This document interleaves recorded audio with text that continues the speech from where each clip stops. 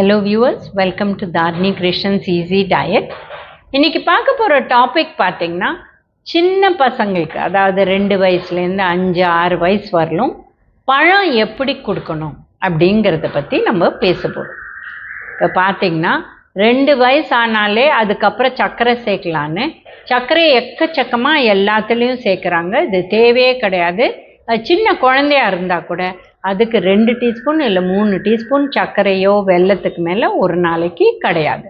ஏன்னா எக்கச்சக்கமாக கொடுத்தா அந்த ஸ்வீட் டேஸ்ட் இருக்கிற உணவு மட்டுமே சாப்பிட்டுட்டு மற்ற உணவை சரியாக சாப்பிடாத விட்டுடும். அதனால அது முக்கியமான கருத்து.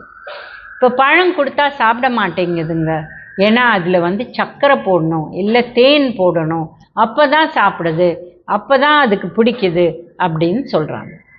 தேவையே கிடையாதுங்க. ஏன்னா பழங்கிறது இயற்கையாக அதில் ஸ்வீட்னஸ் இருக்குது.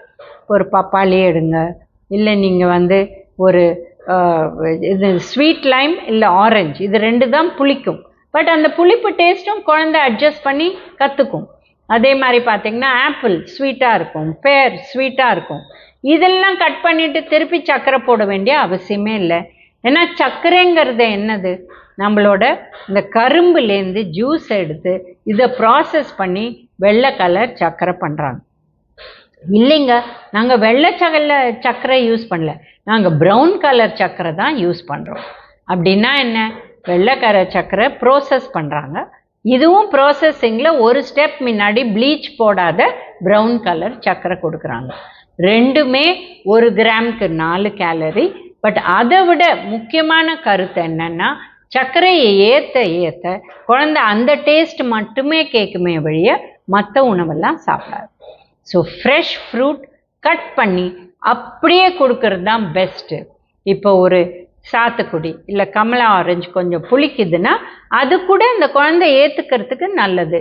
எப்படி நம்ம லைம் ஜூஸ் உப்பு போட்டு குடிக்கிறோம், இல்லை கடைசியில் பருப்பில் நம்ம உப்பு போட்டு அதுக்கப்புறம் எலுமிச்சம்பழம் புழிஞ்சு சாப்பிட்றோம். ஸோ அதனால் புளிப்பு டேஸ்ட்டும் நல்லது தான், அதுவும் அந்த குழந்தை எடுத்துக்கிறது ப்ராப்ளமே கிடையாது. ஸோ 1 வயசுக்கு அப்புறம் எந்த ஃப்ரூட் கொடுக்குறீங்களோ ஃப்ரெஷ்ஷாக கட் பண்ணி அப்படியே அந்த குழந்தை சாப்பிடலாம். இதுக்குன்னு தனியாக சர்க்கரை போடாதீங்க, இது தப்பான கருத்து. சர்க்கரைனால ஒன்று குழந்தைக்கு இன்ஃபெக்ஷன் ஜாஸ்தி வரலாம். ஏன்னா நீங்கள் சர்க்கரை போட்டு அந்த பழத்தை ஸ்கூல் காமிச்சிங்கன்னா அதுக்குள்ளே அது கிருமிகள் வரலாம். அடுத்தது, எல்லா குழந்தைங்களும் பல்லு சரியாக தேய்க்கிறதே கிடையாது. அண்ட் சர்க்கரை இன்க்ரீஸ் பண்ண பல்லில் சொத்தை வரக்கூடிய வாய்ப்பு ஜாஸ்தி இருக்குது.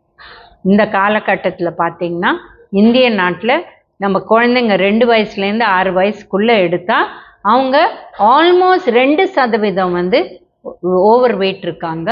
அண்ட் சில பேர் ரொம்ப பெருமனாக இருந்து ஒபேசிட்டி லெவல் கூட போயிடுறாங்க. இப்போ எங்கள் கிளினிக்கில் வர 10 வயசு குழந்தைங்கள்லாம் 24லேருந்து 25லேருந்து 30 கிலோ மேக்ஸிமம் இருக்கணும். அவங்கெல்லாம் யூஷுவலாக வருது 80 கிலோ 60 கிலோ. இது அடல்ட் வெயிட் 10 வயசுலேயே வந்துடுறாங்க. இதுக்கு மூல காரணம் சர்க்கரை தான். அதனால பழத்தில் சர்க்கரை போட்டு கொடுக்க வேண்டிய அவசியமே இல்லை. ஏன்னா நம்ம உணவில் நம்ம சர்க்கரை போடாத, இப்போ நீங்கள் வெளியிலேருந்து ஒரு கெச்சப் வாங்குறீங்க, இல்லை ஒரு வேறு ஏதாவது சால்ட்டி ஐட்டம் வாங்குறேன்னா இப்போ சில சிப்ஸில் கூட சர்க்கரை போட்டு விற்கிறாங்க. ஸோ இது பேர் ஹிடன் சுகர். இது எப்படியுமே உணவில் வருது. ஸோ சர்க்கரையில் ஒரு பெனிஃபிட்டும் இல்லை, ஒரே மாவு சத்து தான் இருக்குது. அதனால் ஃப்ரூட்ஸை ஃப்ரெஷ்ஷாக கட் பண்ணி கொடுங்க. ஜூஸாகவும் கொடுக்க வேண்டாம், சர்க்கரை போட்டும் கொடுக்க வேண்டாம். Thank you viewers. Please like, share and subscribe our channel.